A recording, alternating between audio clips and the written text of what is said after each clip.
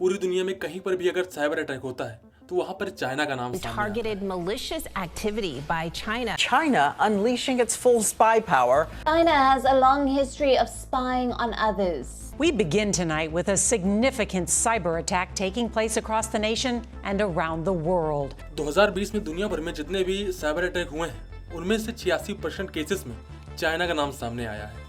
कई सारी रिपोर्ट हर साल बाहर आती हैं।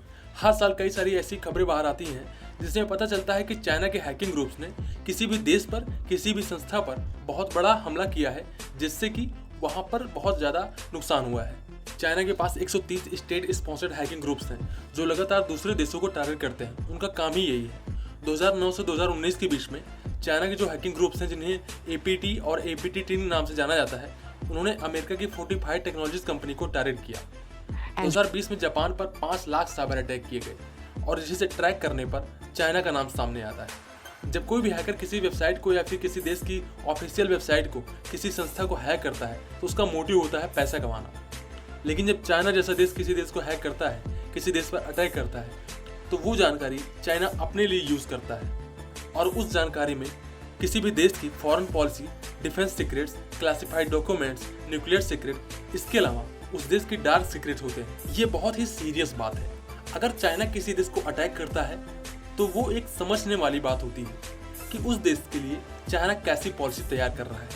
कई सारे ऐसे देश हैं जो चाइना के फ्रेंड्स हैं, उनके साथ उनका ज्वाइंट प्रोजेक्ट चल रहा है, लेकिन चाइना फिर भी वहाँ के ऑफिशियल डिफेंस प्रोजेक्ट के साथ और वहाँ की जो ऑफिशियल गवर्नमेंट होती है उनके साथ इंटरेक्ट करने के बजाय उनके वेबसाइट्स को हैक करता है और ऐसी जानकारी निकालता है जिससे कि वो अपने काम में ले सके, या फिर उस जानकारी को वो किसी तीसरे देश को बेच सकता है जो कि चाइना के लिए तो फायदेमंद होगा, लेकिन जिस देश से जानकारी चुराई गई है उसके लिए खतरा साबित हो सकता है।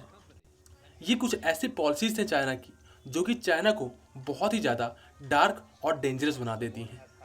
जितने भी वेस्टर्न कंट्रीज हैं वो लगातार चाइना पर ये आरोप लगाते रहते हैं कि चाइना हमारे यहाँ से बड़ी मात्रा में हैकिंग करता है और उस जानकारी का गलत प्रयोग करता है। ऐसे बहुत सारे रिसर्च, ऐसे बहुत सारे न्यूज़ आती हैं, ऐसे बहुत सारे आर्टिकल्स आते हैं जो लगातार ये ब्लेम करते हैं चाइना को कि चाइना वहाँ से कुछ ऐसी जानकारी निकालता है जिससे कि चाइना ट्रिलियन डॉलर कमाता है। ये सारी खबरें झूठी नहीं हो सकती हैं, किसी हद तक ये खबरें सच हो सकती हैं, लेकिन ये बातें कभी भी सामने नहीं आती हैं। कई बार ऐसा होता है कि कोई भी गवर्नमेंट जब ये जानती है कि उसके वेबसाइट को, उसके सिस्टम को चाइना के द्वारा हैक किया गया है तो वो इस चीज़ को एक्सेप्ट नहीं कर सकते हैं, क्योंकि अगर वो एक्सेप्ट करेंगे तो उनके देश के लोगों का उन पर से भरोसा उठ सकता है। लेकिन चाइना इन चीज़ों का फायदा उठाता है और जब गवर्नमेंट पता लगाना चाहती है कि इसे चाइना ने हैक किया है, क्या इसका कोई सबूत है, तो ये चीज़ बिल्कुल ही साफ नहीं हो पाती है कि किसने इसको हैक किया है और किस लिए किया है और यहाँ से कौन सी जानकारी गई है। जैसे 28 फरवरी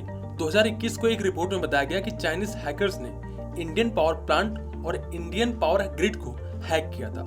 जिस पावर ग्रिड को हैक किया गया था उसकी पावर सप्लाई लद्दाख के बॉर्डर एरिया तक होती है। ये बातें एक रिपोर्ट के द्वारा बताई गई, जबकि सरकार या फिर वो कंपनी जो वहां पर ऑपरेट करती है वो इस बात को भली भांति जानते होंगे कि हमारे सिस्टम को हैक किया गया है, लेकिन वो ये बात लोगों तक नहीं पहुंचाते हैं। ये बात हम तक किसी रिपोर्ट के द्वारा बताई जाती है और इस बात को इंडियन गवर्नमेंट ने भी माना लास्ट में। लेकिन ये कितना बड़ा खतरा है, ये कितना बड़ा वार्निंग का साइन है हमारे लिए कि हमारे देश के बॉर्डर एरिया तक जो सप्लाई जाती है उसे चाइना हैक कर सकता है। और ये चीज़ें लगातार होती रहती हैं। कुछ चीज़ें बाहर आ जाती हैं और ज़्यादातर चीज़ें, मान लीजिए 90% चीज़ें बाहर नहीं आ पाती हैं। चाइना के पास अपना हैकिंग का पूरा एक नेटवर्क है जिसके लिए वो किसी देश को, किसी कंपनी को हैक करते हैं और उससे अपने हित के लिए, अपने इंटरेस्ट के लिए फ़ायदा कमाते हैं। APT एक ग्रुप का नाम है जो हैकर्स को, स्पेशलिस्ट को, कंपनियों को, इंटेलिजेंट ऑफिसर्स को हायर करती है और कॉन्ट्रैक्ट देती है। ऐसी ही एक और कंपनी है APT41 और एक रिपोर्ट के मुताबिक ये एक ऐसी कंपनी है जिसने $1 ट्रिलियन का इंटेलेक्चुअल प्रॉपर्टी चुराया है, वो भी मल्टीपल कंपनीज से। अब इंटेलेक्चुअल प्रॉपर्टी मतलब होता है कि ऐसे प्रॉपर्टी जिसकी कीमत जो थी $1 ट्रिलियन में थी, मतलब उनको कैश नहीं मिला है, पैसा ट्रांसफर नहीं हुआ है, लेकिन जो चीज़ उन्होंने चुराई है, जिस चीज़ को उन्होंने हैक किया है, उससे $1 ट्रिलियन का फायदा उनको हो सकता है, $1 ट्रिलियन का नुकसान उनको हुआ है जिससे वो चुराई गई है।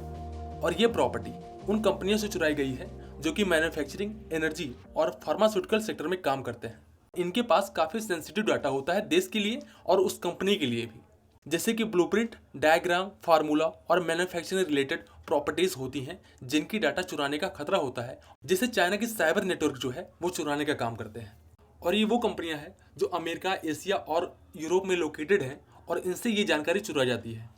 जानकारी में किसी फाइटर जेट का ब्लूप्रिंट डायग्राम हो सकता है, हेलीकॉप्टर का ब्लूप्रिंट डायग्राम हो सकता है, मिसाइल टेक्नोलॉजी शामिल हो सकती है और फार्मास्यूटिकल कंपनीज के ड्रग्स के आईपी चुरा लेते हैं ये लोग। इसके अलावा एनर्जी सेक्टर में सोलर पैनल की डिज़ाइन, वैक्यूम सिस्टम की टेक्नोलॉजी, ये सारी चीज़ें ये चुरा कर पहले तो कंपनी को पैसे देने के लिए कहते हैं, लेकिन पैसे देने पर भी ये बात निश्चित नहीं होती है कि ये टेक्नोलॉजी किसी कंपटीटर कंपनी को ना बेच दी जाए, क्योंकि वो दोनों तरफ से पैसे कमाते हैं।